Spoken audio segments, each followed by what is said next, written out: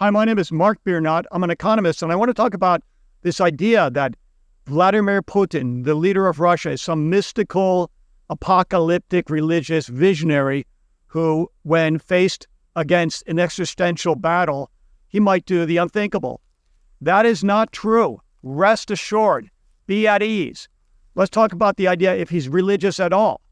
First piece of evidence, in a 2024 interview, point blank, caught off guard with Carlson. I'm not talking about Magnus Carlsen, the chess player. I'm talking about the other Carlson.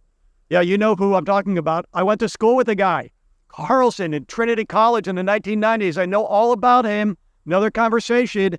Carlson asked him, is this geopolitical event in Ukraine something supernatural, something above what we understand? Putin slipped up. He said no. He just shook his head no. He was caught by surprise. That is one of the first honest statements from Vladimir Putin. Catching him off guard, he said no. That is an indication he's not religious. Lukashenko, president of Belarus, has just said he's an Orthodox atheist. He uses orthodoxy to spread it as part of his geopolitical idea. Evidence number 3, in a 2024 Weeks magazine interview, they noted that Putin was super ritualistic and superstitious. Superstition is the opposite of religion, okay? And, if you're religious, you're not somebody who believes in anthropomorphic super magician from Mount Olympus. That's not religion. And there are philosophers today, even philosophers I love, like Vlad Vexler, who paints religiosity as a certain type of cartoon-like stereotype. Just because somebody's lighting candles in the church, that's symbolism over substance. That's not somebody like the people I know that are serving the poor, suffering souls of this world, Franciscans in the ghettos, or Mother Teresa type people in soup kitchens, people who would give their shirt off their back if they needed to. These are the people who are walking the walk. Okay, they're basically humble people debasing themselves and trying to understand the existential meaning of life by serving their community and helping others, especially those in need. This is the opposite of Vladimir Putin in any way, shape, or form. Putin stated in Carlson, it's not about a metaphysical, supernatural, or whatever battle in Ukraine. It's not. He said that. Those are his own words. Now, other people may weave in stories, oh, well, these philosophers, he's changed, he's been radicalized. No, these philosophers that he is close with are nothing then other than geopolitical, ideologues of Russian nationalism. They are not like the Franciscans or Mother Teresa, the Gandhis of this world.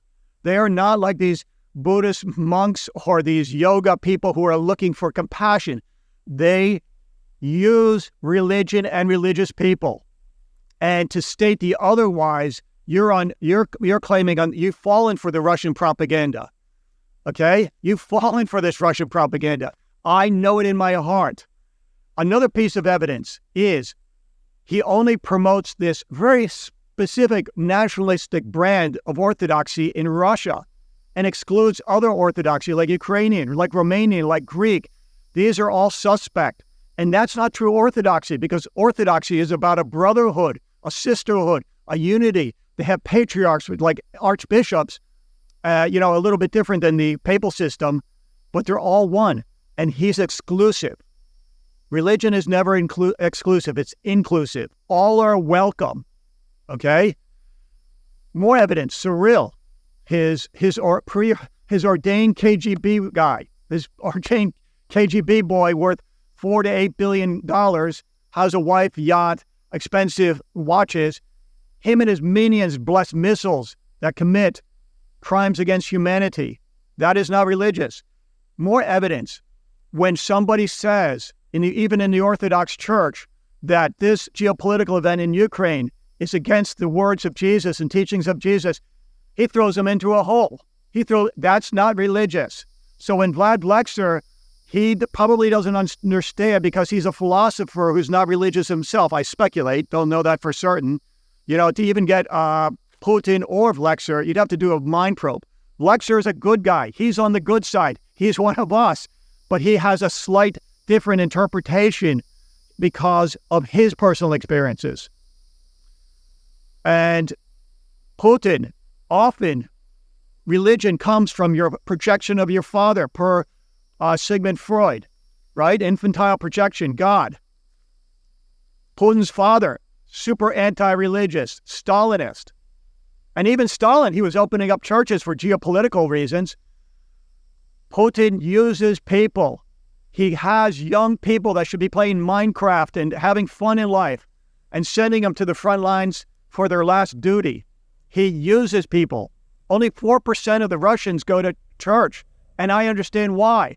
Because it's a geopolitical organization that is rotten at the core. It is not about authentic, walking the walk, humbling yourself, compassionate, serving humanity and trying to make the world a better place. That's what religious people want to do. And religious people often say, and I say it myself, and I say this with all authenticity and sincerity, I'm nobody from nowhere. I really am. I'm just nothing, and I'm just trying to the best in this universe. That maybe is a religious person, but Vladimir Putin lighting candles and then bringing people into this conflict, that guy is working for the Dark Lord. He's working for the other guy, if he's religious at all. So don't get sucked into philosophers that are spewing this narrative about some sort of, apocalyptic mystic that he could press the button at any time. He's not going to do that. Okay. The U.S. already warned him that we know where he is at all times, and we've given him the language that has prevented him from becoming extreme with that. And characters have consistency. He hasn't done it in 25 years. He's probably not going to do it no matter what, because there's other forces at play. Other people might take him down that have, at least some shred of sanctity of life and respect for humanity in them. And it's not like there's just, Dr. Evil, there's just one red button in a room. No way. It doesn't work like that. So to project this image of religion or this guy's a religious person is the opposite of what Putin is, in his own words to Carlson in 2024. And there's a lot of other evidence, insiders that have said secretly, he just uses religion for geopolitical ends and means. I mean, doesn't that make sense to you? Because the people that I know that are walking the walk, they're serving the homeless. They're helping the soup kitchens. They're in the ghettos and the slums. And, I know people that they barely have 2 nickels to rub together, and they're giving to charity. That doesn't sound like Vladimir Putin. And he's misleading people. He's using people. So, to answer the question, is he this religious, mystic, apocalyptic, diasporian fantasy that some people like to... No, he's not. He's a pragmatic person. People jump out of windows around him or fall out of windows around him. And this is his standard operating procedure his whole life. Okay? So don't give me any of this, that he's some sort of mystic and having an experience, because that is the opposite, and it detracts from authentic people walking the walk and trying to be good human beings. He's the opposite. So my name is Mark Biernot. You don't have to worry. Things are going to get better. And know that there is a light and darkness struggle, and Ukraine is on the side of light, and the meanings that follow Putin are on the side of darkness. Thank you very much. Have a great day.